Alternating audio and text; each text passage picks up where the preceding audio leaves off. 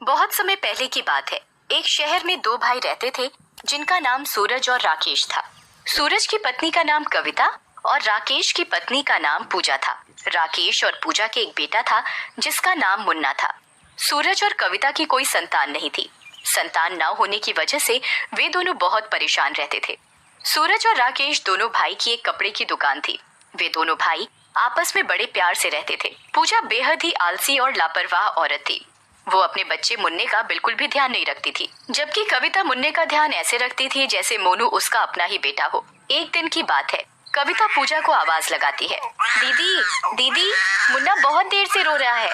लगता है ये बहुत भूखा है। इसे अभी तो दूध पिलाया था, इसे इतनी जल्दी भूख लग गई। पिला दो ना दीदी, ये भूख के मारे बहुत रो रहा है। इसका तो सारा दिन का काम ही रोना है, जब देखो दुखी करता रहता है। और पूजा मोनू को दूध नहीं पिलाती, उल्टा ये कहती है कि आज मेरे सर में बहुत दर्द है, मैं सोने जा रही हूँ। ये देख कविता का मन बहुत दुखी होता है और वो मुन्ने को दूध पिलाने लगती है।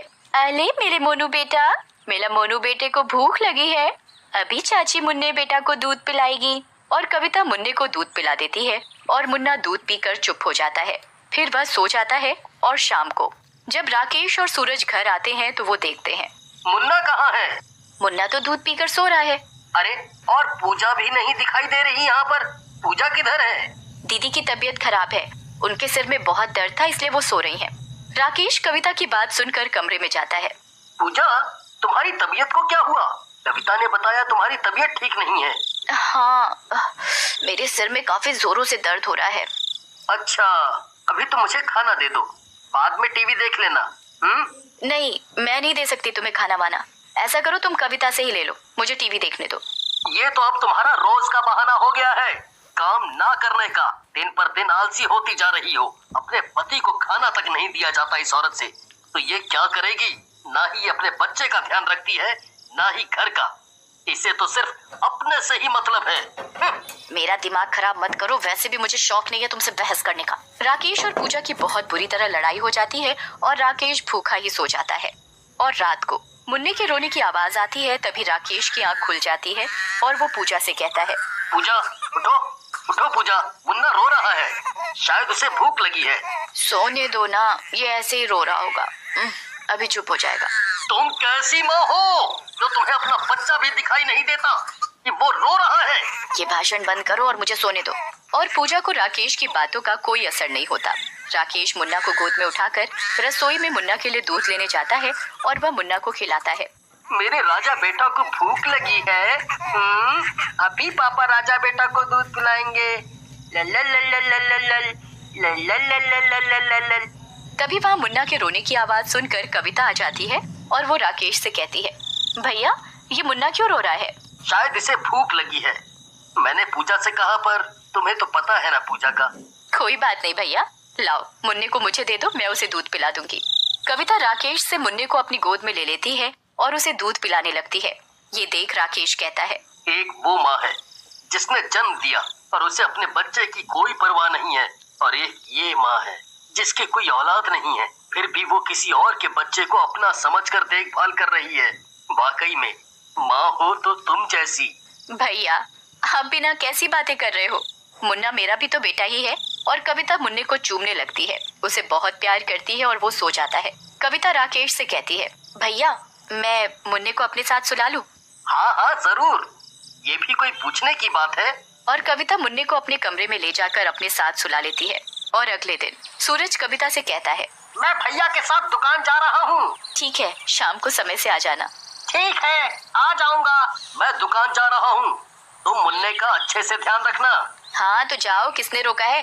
तुम तो ऐसे कह रहे हो जैसे मैं मुन्ने का बिल्कुल भी ध्यान नहीं रखती। हाँ हाँ, मुझे सब पता है कितना ध्यान रखती हो। और ये कहकर राकेश और सूरज दोनों साथ साथ दुकान चले जाते हैं।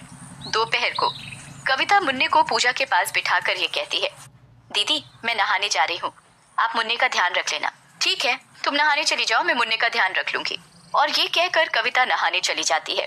तभी मुन्ना घुटने घुटने चलता हुआ बाहर सड़क पर चला जाता है, पर पूजा का सारा ध्यान अपने फोन में ही लगा हुआ था।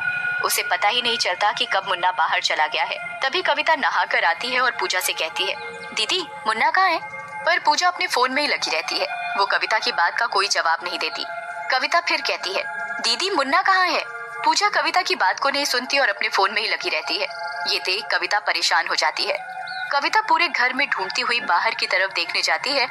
तभी वो देखती है कि मुन्ना सड़क पर है और सामने से एक गाड़ी आ रही है। ये दृश्य देख कविता जोरों से चिल्लाती है, मुन्ना मुन्ना, अरे कोई मेरे मुन्ने को बचाओ, कोई बचाओ बचाओ, कोई मेरे मुन्ने को बचाओ। तभी मुन्ने के सामने गाड़ी आ जाती है और कविता उसे बचा लेती है, पर खुद गाड़ी के नीचे आ जाती है और कविता की मौत हो जाती है।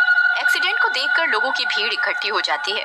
इतनी ही देर में राकेश और सूरज दुकान से लौट रहे होते हैं, तो भीड़ देखकर राकेश और सूरज कहते हैं, अरे ये भीड़ कैसी? लगता है किसी का एक्सीडेंट हो गया है। चलो चलकर देखते हैं। दोनों भाई भीड़ की तरफ अपने कदम बढ़ाते हैं।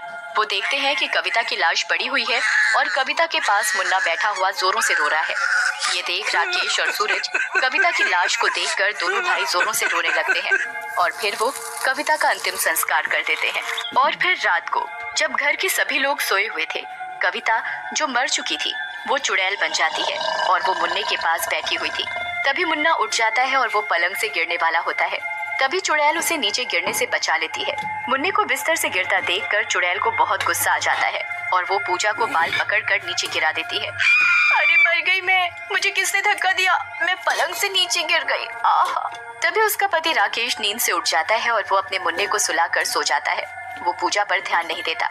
अगले दिन जब सुबह सब लोग नाश्ता कर रहे होते हैं, मुन्ना पूजा के पास बैठा हुआ था। पूजा भी नाश्ता कर रही थी।